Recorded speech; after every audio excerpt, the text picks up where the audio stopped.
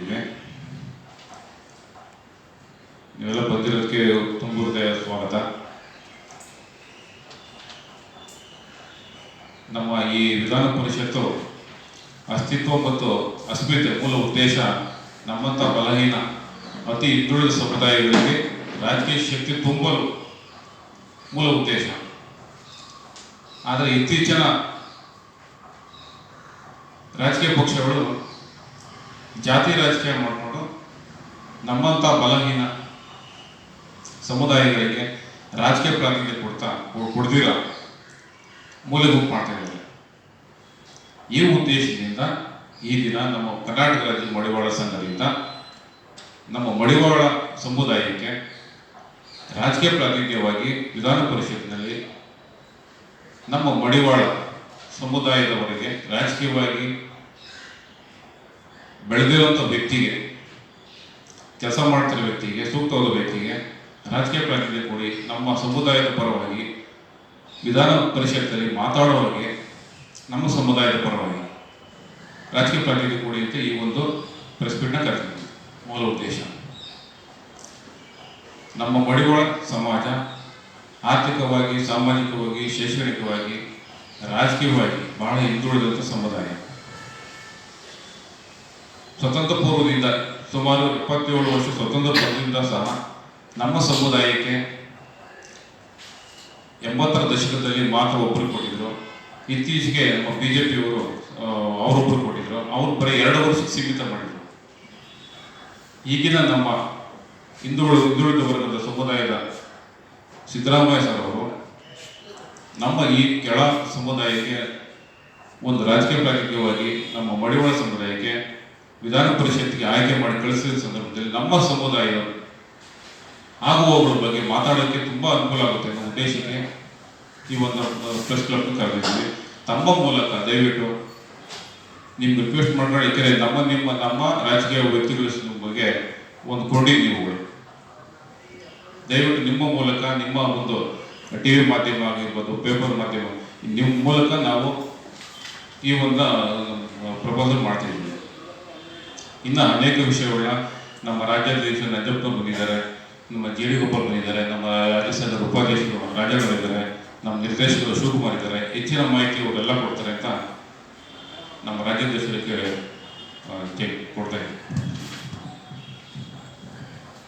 ಎಲ್ಲ ಪತ್ರಿಕಾ ಮಾಧ್ಯಮ ಸ್ನೇಹಿತರಿಗೆ ಸ್ವಾಗತ.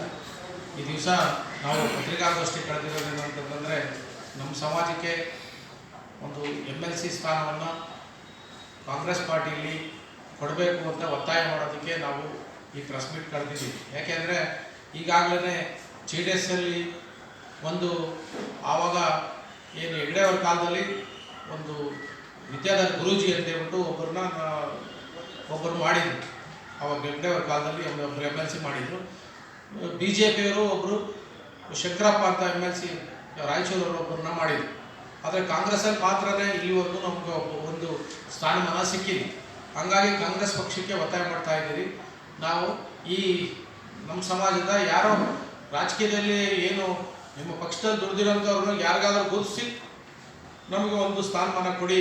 ನಮ್ಮ ಸಮಾಜದಲ್ಲಿ MLA ಇಲ್ಲ, MLC ಇಲ್ಲ, ಏನೂ ಇರೋದ್ರಿಂದ ಹಲವಾರು ಬಾರಿ ನಾವು ಲಕ್ಷಾಂತರ ಜನ ಸೇರಿಸಿ ಫಂಕ್ಷನ್ಗಳು ಮಾಡಿದಾಗ ಮಾನ್ಯ ಮುಖ್ಯಮಂತ್ರಿಗಳಾಗಲಿ, ಉಪಮುಖ್ಯಮಂತ್ರಿಗಳಾಗಲಿ ಇಬ್ಬರು ಬಂದು ಆಶ್ವಾಸನೆ ಕೊಟ್ಟಿದ್ದಾರೆ. ನಮ್ಮ ಹತ್ರ ರೆಕಾರ್ಡ್ಸ್ ಇದೆ.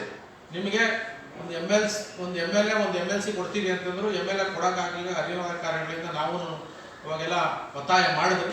ಆದರೆ ಈಗ MLC ಇರೋದ್ರಿಂದ ಏನು ನೀವು ಹೇಳಿದ್ದೀರಾ, ನಮ್ಮ ಲಕ್ಷಾಂತರ ಜನ ಸೇರಿಸಿ ತುಮಕೂರಲ್ಲಿ ಮಾಡಿದಾಗ ಮತ್ತು ಈ ಮೈಸೂರಲ್ಲಿ ಮಾಡಿದಾಗ ನೀವು ಹೇಳಿದ್ದೀರಾ.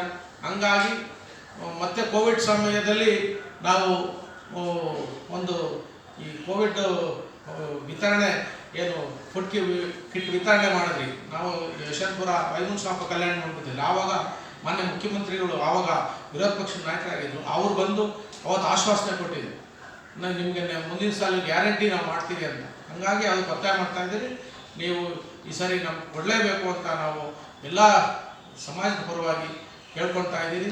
ಈಗೇನು BJPಯಲ್ಲೂ ಕೇಳಿದ್ದೀರಿ, ಒಬ್ಬರು BJPಯಲ್ಲೂ ಕೊಡಿ ಅಂತ ಕೇಳಿದ್ದೀರಿ. ಅಲ್ಲಿ ದುಡ್ದಂಥವ್ರು ಇದ್ದಾರೆ, ಅವ್ರಿಗೂ ಕೊಡಿ ಅಂತ. ಇಲ್ಲಿ ಕಾಂಗ್ರೆಸ್ ಅಂತೂ ನಮಗೆ ನೀವು ಕೊಟ್ಟೇ ಇಲ್ಲದೆ ಇರೋದ್ರಿಂದ ಕೊಡಲೇಬೇಕು ಅಂತ ನಾವು ಸರ್ಕಾರ ಒತ್ತಾಯ ಮಾಡ್ತಾ ಇದ್ದೀವಿ.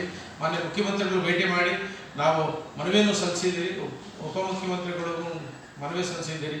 ನೀವು ನೋಡಿ ನಮ್ಮ ಜನಾಂಗಕ್ಕೆ ಏನು ಮೈಸ್ಕ್ರೋಸ್ಕೋಪ್ ಏನು ಸಮಾಜ ಇದೆ, ನಾವು ಅತಿ ಸಣ್ಣ ಸಮಾಜ, ಅದನ್ನು ನೀವು ಗುರುತಿಸಬೇಕು ಅಂತೇಳಿ ನಾವು ಈ ಮೂಲಕ ಒತ್ತಾಯ ಮಾಡ್ತಾ ಇದ್ದೀವಿ. ನಿಮ್ಮ ಸಮುದಾಯದ ಯಾರಿಗೆ ಕೊಡಬೇಕು ಸರ್?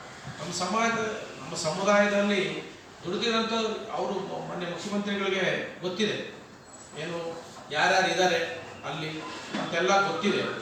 ಅದರಲ್ಲಿ ನೋಡಿ ನಿಮಗೆ ಸೂಕ್ತ ಅನ್ನಿಸ್ತವ್ರು. ನಾವು ಇಂಥವ್ರಿಗೆ ಈಗ ಒಬ್ಬರ ಹೆಸರು ಹೇಳೋದು ನಾವು, ಯಾಕೆ ಅಂತಂದರೆ ಅಲ್ಲಿ ದುಡಿದಿರೋಂಥವ್ರು ಸುಮಾರು ಜನ ಇದ್ದಾರೆ, 4-5 ಜನ ಅಲ್ಲಿ ವ್ಯಕ್ತಿಗಳಿದ್ದಾರೆ. ಅದರಲ್ಲಿ ಯಾರು ಗುರುತಿಸಿ ನಾವು ಸಂಘದಿಂದ ಒತ್ತಾಯ ಮಾಡ್ತಾ ಇದ್ರೆ ಒಬ್ಬರು ಕೊಡಿ ಅಂತ.